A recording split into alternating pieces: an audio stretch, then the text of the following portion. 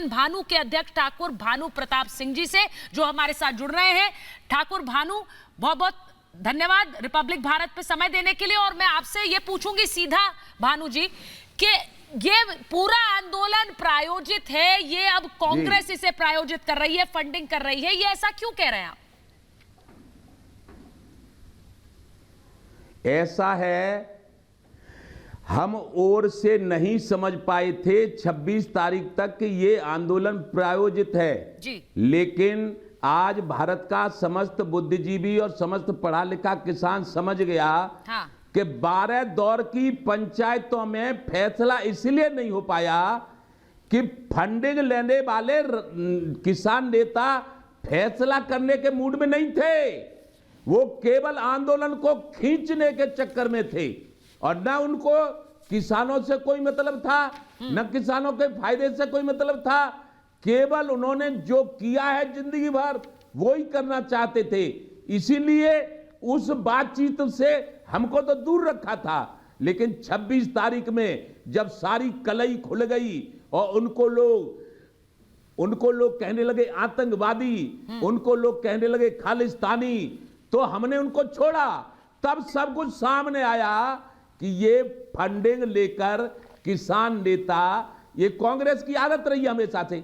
कांग्रेस हम यूं कहो कि हम आज नहीं, हम सन 11 में गए थे, तब कांग्रेस की सरकार थी, तब हमने मांग की थी किसान बचाओ, देश बचाओ, गंगा बचाओ, यमुना बचाओ, संस्कृति बचाओ। लेकिन धोखा दिया था, 15 दिन जंतर मंतर पर रहे, सारी बात लिखित में दी थी, लेकिन कांग्रेस ने एक भी बात पूरी नहीं की। फिर 13 में गए थे, तब भी कुछ नहीं माना।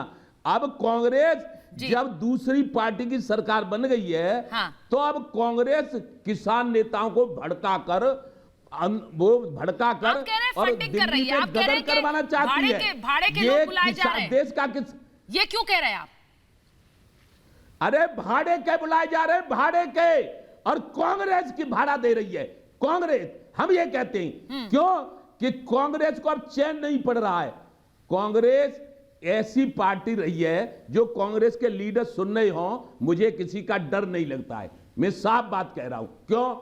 क्यों कि सत्ता में सबसे पहले कौन आया था? मेरी उम्र है 70 साल, सत्ता में सबसे पहले कांग्रेस आई थी और देश में खाद्यान्न की कमी थी, किसानों को नारा दिया कांग्रेस ने, ए देश के किसानों अधिक अन्न उपजाओ।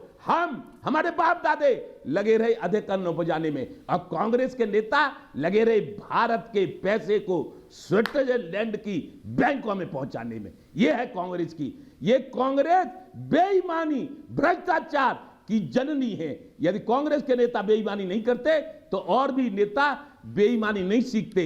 गांधी जी ने जो लोकतंत्र चलाया था वो इसलिए नहीं चलाया था। आपने कहा कि कुछ लोगों ने जाकर बातचीत कर ली, कुछ लोगों को बातचीत से दूर रखा गया, ऐसा हुआ क्या सर? क्योंकि इतनी दौर की बातचीत हुई है ठाकुर भानु और कुछ हल नहीं निकला।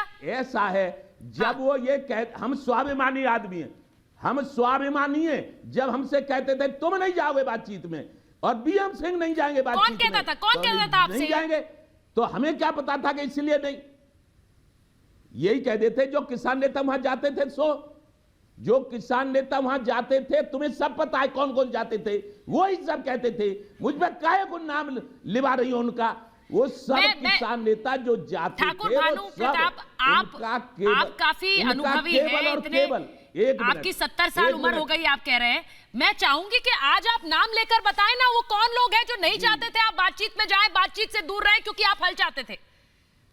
बताइए ना, ऐसे कौन से लोग हैं? क्योंकि ये लोग तो फिर बातचीत को डिरेल कर रहे हैं, चाहते ही ना हल निकले।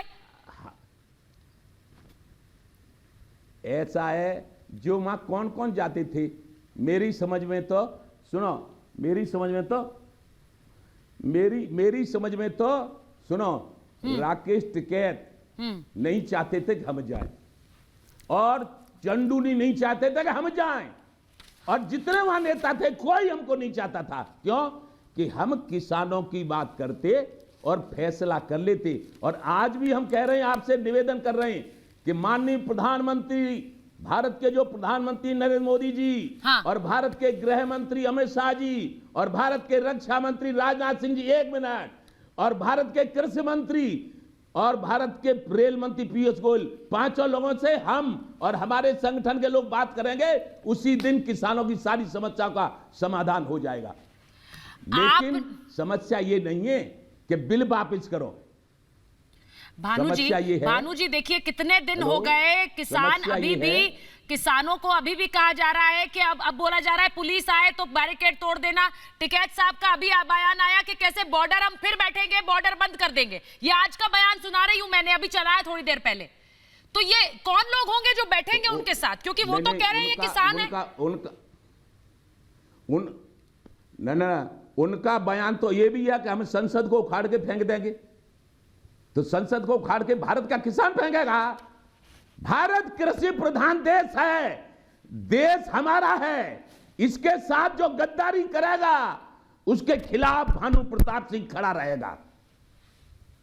मैं ठाकुर भानु प्रताप, मैं एक बार चौधरी पुष्पेंद्र सिंह के पास जा रही हूं, क्योंकि वो हमारे साथ हैं और अपराजिता जी हमारे साथ हैं, चौधरी वीरेंद्र सिंह जी हमारे साथ हैं। आप जानते होंगे उन्हें, किस तरह से जो महेंद्र टिकैत के साथी रहे, सालों साल किसान आंदोलन से जुड़े रहे। कि मैं पहले चौधरी पुष्पेंद्र सिंह के पास जा रही हूँ।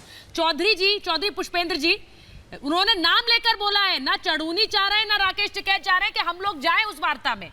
वो कह रहे हैं कि ये सियासी हो गया है, जो लोग आ रहे हैं अब उन्हें किस तरह फंडिंग के जरिए बुलाया जा रहा है। क्या कहेंगे भानु जी को आप? देखिए, जितना समय अनइंटरप्टेड तरीके से आपने इनको दिया है उसका आधा दे देना। मुझे आशा है दर्शक देखेंगे इस चीज को कि कितना समय देती हैं आप।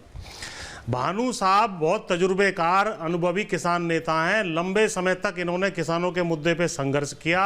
ये नोएडा में जो जहां आपका खुद का स्टूडियो, उसके बाहर जो चिल्ला बॉर्डर कहते हैं वहां बैठे हुए थे, लेकिन ये बीच में उठ के चले गए। और उसके बाद इनके जो खुद के लोग हैं वो आकर के उन्होंने कहा भाई आप आंदोलन ना छोड़ें। वो आकर के यहाँ गाजीपुर बॉर्डर बैठ गए, जहां से मैं अभी आकर के इस कार्यक्रम में बैठा हूं।